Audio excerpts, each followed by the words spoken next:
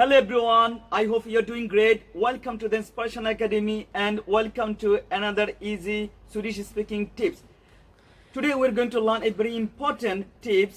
Jag tycker om, jag tycker om att och jag tycker att. These three are very confusing for many, but today we're going to learn them in a very simple and easy way. Let's start with jag tycker om.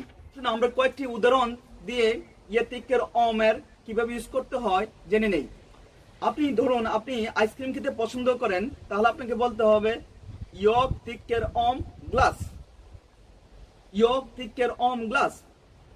আপনি যদি Uppsala শহরকে পছন্দ করেন তাহলে বলতে হবে jag tycker om Uppsala. Jag tycker om Uppsala. আপনি যদি খাবার খেতে পছন্দ করেন তাহলে আপনাকে বলতে হবে jag tycker om mat. Jag tycker om mat. তাহলে আপনি বুঝতে পারলেন jag tycker om পরে কোন একটি ব্যক্তি, বস্তু অথবা কোন একটি প্লেসের নাম আসবে। Now we are going to talk about jag tycker om att. It means I like to do something.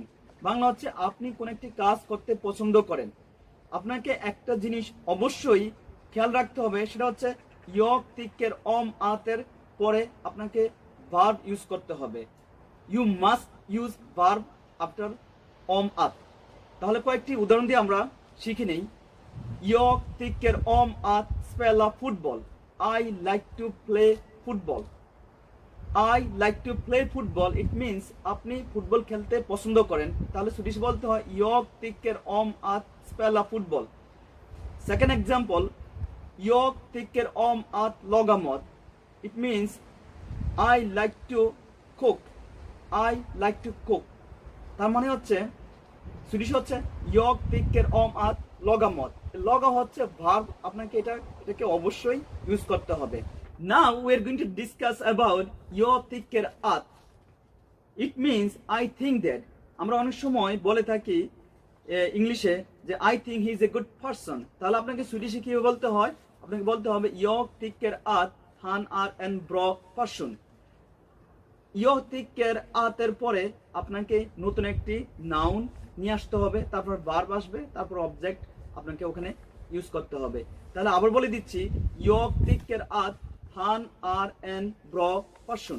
আরেকটি एग्जांपल দিয়ে বুঝিয়ে দিচ্ছি। ধরুন একজন ব্যক্তি খুব ভালো ফুটবল খেলে, তখন আপনি কিভাবে বলবেন jag tycker att han är en bra spelare. Jag tycker att han är en bra spelare. I hope you have learned something today and thank you very much for your time and see you in the next video. Tack så mycket.